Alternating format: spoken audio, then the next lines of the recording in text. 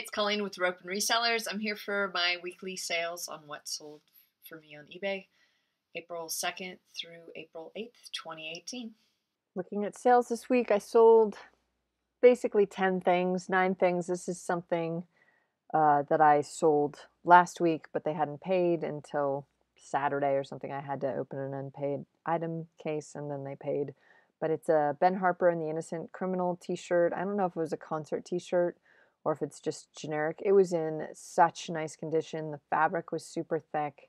It did not look like it had been used very much. I know it's vintage because it says made in the USA with that sort of tag. So I was pretty confident that it was legit, and it sold pretty fast. So it sold. They offered me 25, and I'm definitely now like just turn and burn, because if I've over the years, I've had so many times people make best offers and then I counter and then the deal falls through.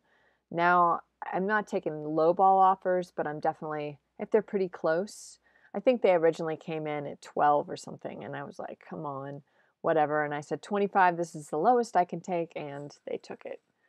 So they paid shipping, so I collected $28.50. I spent $2 on this at a local Goodwill thrift store. $7.40 for eBay fees, PayPal fees, and shipping costs combined, for a total profit of $19.10, and it took 2 days to sell. This is a Bowden dress. It was actually really cute, but I think I listed it close to the end of the season last year because I got it kind of in the summer. This is a great brand to look for. Mini Bowden and Bowden both sell still consistently for me. I wouldn't say that they're red hot, but anyway, this one sold for $24.99 and I paid shipping. I spent 50 cents on this at a rummage sale. $7.13 for shipping and fees, for a total profit of $17.36, and it took 7 months to sell. Here is a giant calculator, and I might have showed this in a haul. I'm not really sure, but I went to an auction, and oh yeah, I did show it in the haul. So this is the calculator I showed in the haul. It's super heavy and big, and this is what they had in the office before there were handheld calculators and computers. So anyway, every desk would have these, and they'd just be, they're mechanical. They're kind of cool, but I know that, so you can see all the gears inside, that steampunk people really like them. So anyway, originally offered me $65, and I came back at $85, and she came back at $75, and I declined it because I'm not kidding. This thing was a pain in the butt to ship, and I just felt like I am not doing this for less than that, and I paid up for it. So anyway, she took the $85. She saw that I wasn't kidding. She took the $85 offer. They paid shipping, so I collected $117.68. I paid $30 for this at the auction, so I kind of paid up, but I thought it was going to be worth more, and I think I talked about this. It was missing its electrical cord, so I never got a chance to test it. So still pretty good money. $29.89 is what it cost in shipping and fees, for a total profit of $57.79, and it took 2 weeks to sell. So Frieden is the name. There are ones that are worth more, that are more expensive. Make sure you get the power cord, because here's the back. This little slot right there is where the power cord goes, and it is very unique, and you will not find it.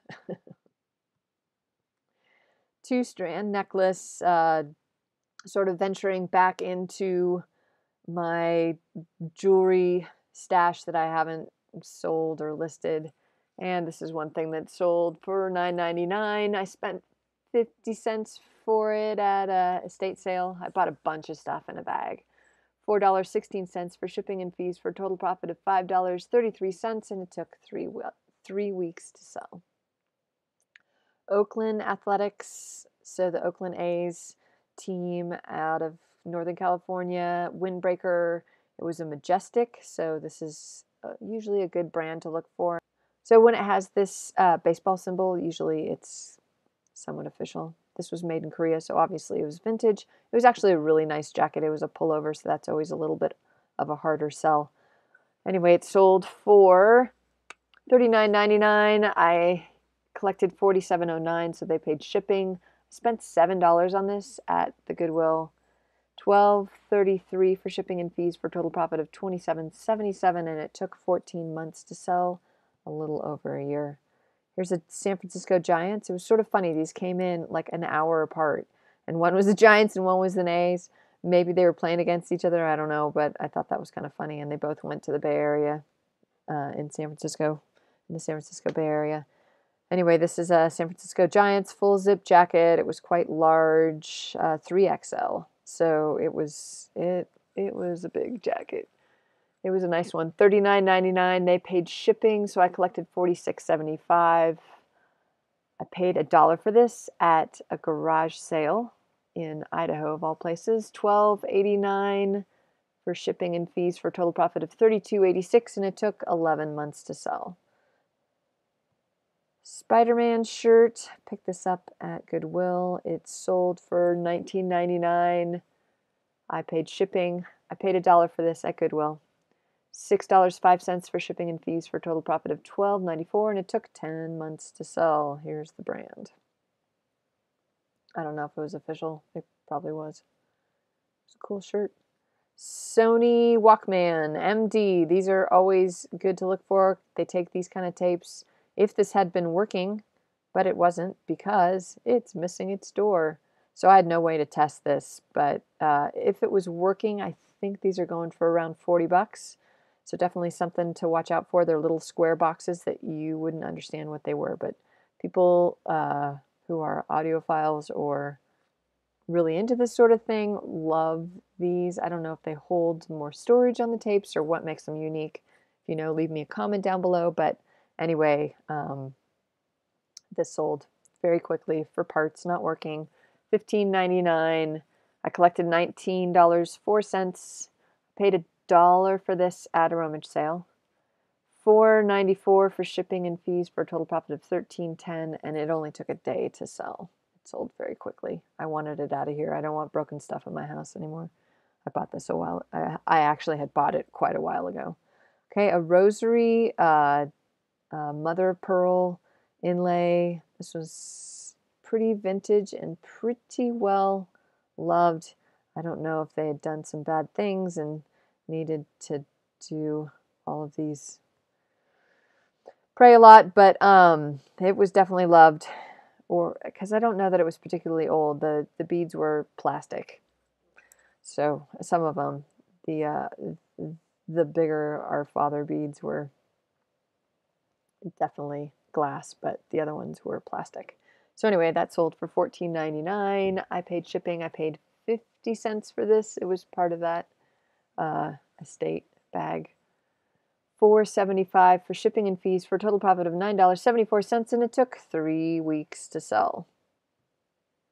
And last but not least, I sold the George Foreman Contact Roaster GV12. So this is a big one, but it had everything in it. It was very clean. It was really nice. I shipped that out this morning.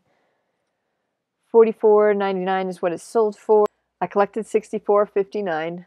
I paid $3 for this at an auction. I actually got a juicer as well, and the total was $5.50 for the two things. It came with some other stuff, but that already went to the thrift store. It was just a bundled listing that no one had bid on. So anyway, I was pretty psyched. $26.01 in shipping and fees for a total profit of $35.58, and it took 2 days to sell. Looking at the numbers, $320.92 is what everything sold for. I collected $393.61. Cost of goods was pretty high, mostly because of the calculator. $46.49, $115.55 in shipping and fees for a total profit of $231.57 for the week. Amazon merch, I have a little over 200 shirts listed, 9 shirts sold for a total profit of $40.15. So my total e-commerce venture money came to a total of $271.72. So I hit my numbers. Yay! Things did fairly well. I listed a ton of clothes last week. As you can see, hardly anything has sold. So clothes still aren't doing super great for me. The market's super flooded, but I'm going to talk about some pricing. So here's how I'm looking at pricing right now, and deciding whether I'm going to pull the trigger or not on something. So I just want to talk a little bit about pricing because I've been getting a couple questions in regards to that, and I want to use a couple different examples. So here I looked up buckle jeans, which are a popular mall store brand, women's size 28, and then I just picked the first one on the list and I just said Madison. So say I went to the thrift store and I bought these Madison jeans, and you saw there were 1,100 that were listed. And I drilled it down to these Madison skinny jeans. They're somewhat popular, but there's 33 of them listed. So now I'm in the store and I'm looking at that and I see, okay, 33 listed. Let's see what they're selling for. What's going to be my profit margin? So you're thinking these things as you're doing the research. And then you're going to go to solds. Well, 37 of them sold. So that's, this is for 90 days. So within 3 months, more than half, they in theory have all sold and then some. So that's pretty good turnover, right? We have it set to used. So what I usually do when I go and sit down, I bought these buckle jeans. They're the Madison size 28 jeans. And I'm doing my research and I'm trying to decide what price to sell them at. I will go to the middle of the page. Now there's only 33 on here. And if you see the scroll thing, I'll just scroll down to the middle of the page to kind of get an idea of what is middle of the road. So middle of the road, let's see, this is, so 21, 20, they took a best offer, so that's less than $27. I'm including free shipping's not free, right? So they took less. My guess is it's probably going to be in the $27 range, somewhere in there. These are actually, this is a pair of shorts. These are shorts. But okay, so I'm going to say I'm going to buy these jeans and I'm going to make $20. That's probably what I would price it at, which isn't bad if you're only spending $1. If you're spending $6, $7 for a pair of jeans, you might want to reconsider. But, in the under $5, you probably will be successful in selling. That's the other thing you have to be careful with. Now let's take a look. And instead of doing best match, I'm going to go ahead and say shipping highest to highest first. And I'm going to do the same thing and see what people are pricing it at and see what kind of success rate they're going to have. So they're actually asking a little bit more, so 23. So if you price this at $19, $19.99, and they pay shipping, or you can play the game $14.99 or $19.99 free shipping, or $14.99 they pay shipping, you will probably sell these pants successfully. I don't know how fast you would sell them, but if you're going to ask as much as some of these guys are asking, $25 not free shipping, they better be like brand new or else they're not going to move. So there's something very generic. Jeans. Now I am trying to get out of playing that game. So I went to an estate sale over the weekend and I'm trying to decide what I'm going to sell my stuff for. So I bought some Maori carved figure. And let's just take a look and see how many are listed. There's only 22, so that's pretty good. This is an authentic one. That's not, mine is like a touristy one. So people are asking a lot of money for this. This is still set at high to low. Highest to low. Okay, so there's only 22, not a ton of competition. I know it's Maori because it says Rotorua, which is a town in New Zealand. Okay, so 18 sold, so that's pretty good. Which ones are selling? Super high-end? Not super high-end. Rare antiques? Yeah, a little bit. But there are also some touristy ones. So it looks like the touristy ones are selling in the $30, $35. Mine are very similar to these. People want them. So Rotorua, here it is, almost exactly, not quite, with shell eyes, and it sold for $30. So pretty good. I spent $5 on it, so I'll probably make okay money. But when I picked it up because it's eclectic, and when I went and looked at, I knew it wasn't rare or antique. I knew it was a tourist item. So I looked at all of these, and these are all pretty high end. As I get down here a little bit more, but people are somewhat greedy a little bit, I guess. Maybe is kind of how I'm looking at it. Now that thing's just ugly, and I'm not sure that even came from New Zealand. But I guess it has the shell. Is it Poa? Can't remember how to say the name.